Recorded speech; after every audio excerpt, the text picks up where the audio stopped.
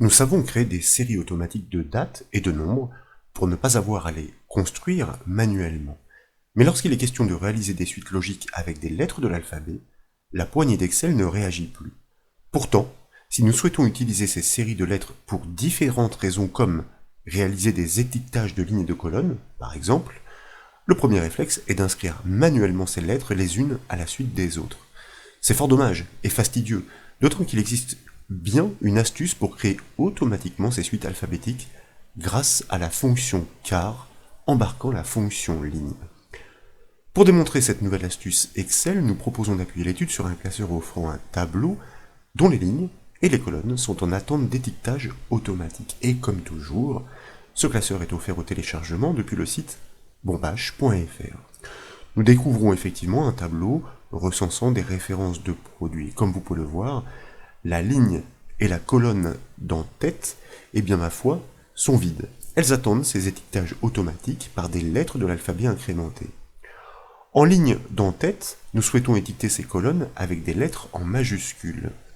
En colonne, nous souhaitons étiqueter les lignes avec des lettres en minuscules. Pour débuter, nous proposons tout d'abord de voir comment se comporte la fonction char. Nous souhaitons livrer la première lettre de l'alphabet en minuscules, mais aussi en majuscules. Pour cela, et arbitrairement, je vous propose de sélectionner une cellule vide de la feuille, comme par exemple la cellule I4, et là, de taper la petite formule suivante avec la fonction char et entre parenthèses le nombre 97. Nous fermons la parenthèse de la fonction char et nous validons tant qu'à faire la formule avec le raccourci clavier CTRL-Entrée pour conserver active la cellule du résultat. Et vous constatez que la première lettre de l'alphabet tombe. Elle est inscrite en minuscule et il s'agit naturellement de la lettre A. Mais si vous cliquez et glissez la poignée de ce résultat sur quelques lignes vers le bas, vous ne constatez aucune incrémentation. C'est toujours la lettre A qui est reproduite. La raison est simple. Le nombre 97 est un nombre statique. Il n'évolue pas avec la réplication de la formule. C'est la raison pour laquelle, depuis la barre de formule, puisque la plage est toujours active, je vous propose d'adapter la précédente syntaxe en embarquant la fonction ligne dans la fonction char, en lui passant une cellule de la ligne 97, comme par exemple, avec la première colonne, la cellule A97. De bien fermer la parenthèse de la fonction ligne à l'intérieur de la fonction char, de valider de nouveau le raccourci avec le raccourci clavier CTRL-Entrée. Et puis, vous pouvez tirer la poignée vers le bas si d'aventure la plage entière n'était pas présélectionnée comme c'était mon cas. Cette fois, nous obtenons bien l'incrémentation des lettres et la série alphabétique se dessine. En effet, c'est un paramètre dynamique que nous avons transmis à la fonction char dans un second temps.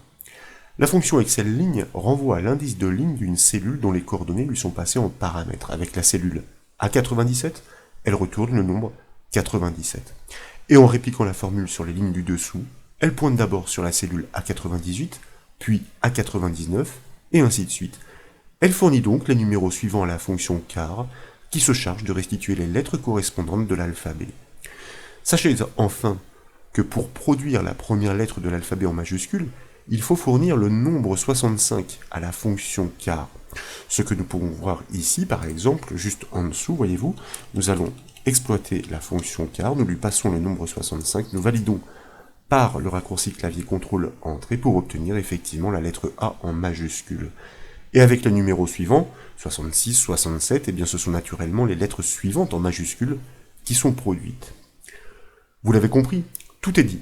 Le problème est résolu, ou presque, en ce qui concerne les étiquettes de colonnes, et nous allons le constater. Bref, nous n'avons a priori plus qu'à exploiter ces acquis. Je vous propose donc de cliquer sur la première case vide de la première colonne pour sélectionner la cellule B4. Et là, nous allons effectivement construire une petite formule avec en préfixe une indication, l'intitulé ligne, suivi d'un espace, donc le tout entre guillemets puisqu'il s'agit d'une indication textuelle, que nous allons concaténer, et bien ma foi avec le mécanisme que nous venons de découvrir exploitant la fonction char, embarquant la fonction ligne sur une cellule de la ligne 97 à 97, nous fermons la parenthèse de la fonction ligne et la parenthèse de la fonction char. Nous pourrions très bien utiliser la B97, la C97 ou la D97. Nous validons par CTRL-Entrée pour constater que nous obtenons effectivement la lettre A préfixée de l'intitulé ligne Et dès lors, nous pouvons double-cliquer sur la poignée de ce résultat pour répliquer la formule sur la hauteur du tableau.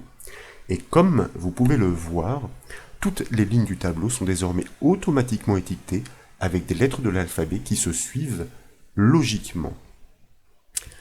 Pour produire les étiquettes de colonnes, le mouvement de la formule n'est pas le même, il est horizontal et non plus vertical. En conséquence, nous devons remplacer la fonction ligne par la fonction colonne pour permettre l'incrémentation des lettres retournées.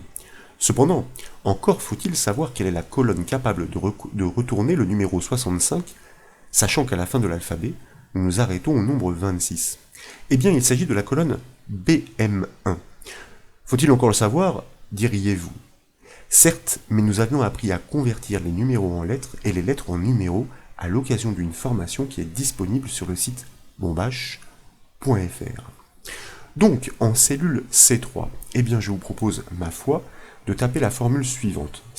Symbole égal pour initier la syntaxe, cette fois-ci intitulée en préfixe colonne, suivi d'un espace, entre guillemets, que nous concaténons avec la construction impliquant la fonction car et embarquant cette fois la fonction colonne, comme nous l'avons annoncé sur la colonne BM1, c'est-à-dire eh bien, la colonne BM de la ligne 1, nous fermons la parenthèse de la fonction colonne et la parenthèse de la fonction car. Nous pourrions très bien utiliser dans ce contexte la cellule BM2, BM3, BM4, etc.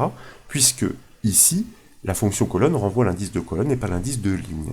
Dès lors, nous pouvons valider la formule par le raccourci clavier CTRL-Entrée pour constater que nous obtenons bien la première étiquette avec la lettre A en majuscule préfixée de l'intitulé colonne, et nous pouvons donc cliquer et glisser la poignée du résultat jusqu'en colonne G. Voyez-vous, ici nous allons reproduire uniquement les valeurs sans la mise en forme, sinon notre petite bordure à l'extrémité aurait disparu. Et comme vous pouvez le voir, nous obtenons bien les étiquettes de colonnes dans l'ordre alphabétique. Nous avons donc réussi à démontrer une astuce intéressante pour produire des séries automatiques de lettres grâce aux fonctions car, ligne et colonne. Elles nous seront utiles à plus d'un titre. Par exemple, l'astuce du volet suivant tient à démontrer comment remplacer toutes les lettres accentuées dans les cellules par leurs homologues sans accent, et ce, sans code VBA Excel. Et pour cela, une recherche V sera organisée dans un tableau de correspondance des lettres, construit automatiquement grâce à ce mécanisme ici démontré. J'espère donc que cette nouvelle astuce Excel vous a plu. Si c'est le cas, comme toujours, je compte sur vous pour mettre un petit j'aime à la vidéo, et comme vous le savez, vous pouvez retrouver toutes les formations et astuces sur le site bombache.fr. Je vous remercie.